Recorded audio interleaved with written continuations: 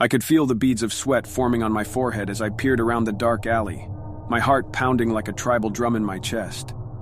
The sound of my heavy breathing echoed through the narrow passageway, betraying my fear. I knew I had to keep moving, but every step I took felt like a death sentence drawing nearer. It all started when I stumbled upon a secret government operation during a late-night stroll.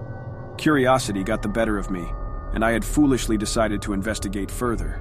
Little did I know that my innocent curiosity would unleash a nightmare beyond my wildest imagination. As I moved cautiously through the alley, the flickering streetlights illuminated fleeting shadows that danced menacingly around me. My footsteps were hushed, almost inaudible as I strained my senses to detect any sign of pursuit. But it was there, lurking in the darkness, just a step behind. Suddenly, a faint whisper reached my ears, chilling my very soul. It was a voice, low and sinister, sending shivers down my spine.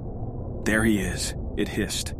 Panic gripped me like icy talons as I realized they had found me. Adrenaline surged through my veins, urging me to run, but my legs felt like jelly, barely able to support my trembling body. I took off in a blind sprint, darting through the labyrinthine streets of the city. My heart raced, thudding against my ribcage as if desperate to escape. The sound of my own terrified panting filled my ears, drowning out everything else. I could hear the pounding of footsteps behind me, growing louder and closer with each passing moment. My pursuers were relentless, their determination to capture me evident in their fervent pursuit. I glanced over my shoulder and caught a glimpse of dark figures, clad in black, their faces hidden beneath menacing masks. They moved with an otherworldly swiftness, seemingly unaffected by the laws of physics. As I weaved through the deserted back streets, a chilling realization dawned upon me. I was trapped, a mere mouse in a macabre game of cat and mouse. With every twist and turn, the walls seemed to close in, suffocating me. Desperation coursed through my veins, fueling my every move.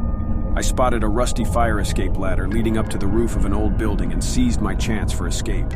With every ounce of strength, I propelled myself upward, hands and legs scrambling for purchase on the worn metal rungs.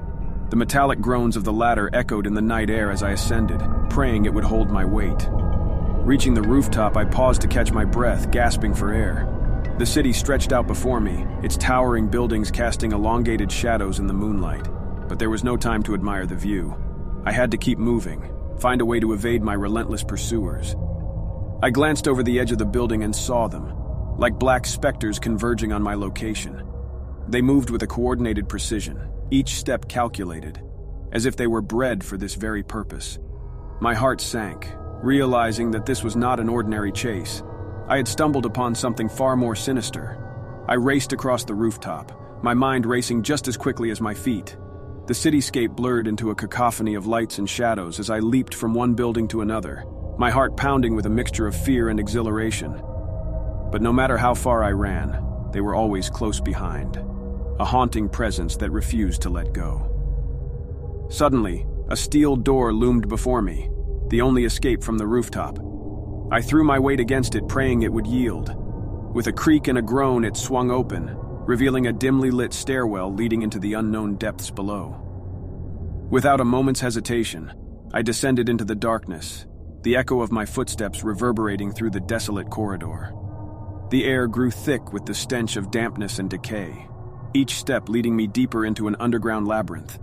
But as I continued my descent, a realization dawned upon me.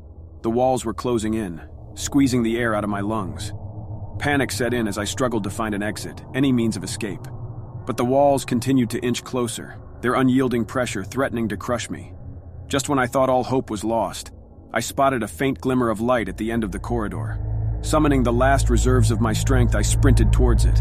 As I burst through the exit, I found myself in a vast underground chamber, filled with the hum of machinery and the acrid smell of chemicals.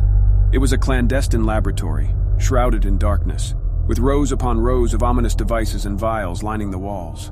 But before I could process the bizarre scene, a blinding spotlight illuminated the chamber, casting my silhouette against the concrete floor. The room seemed to come alive as figures emerged from the shadows, surrounding me from all sides.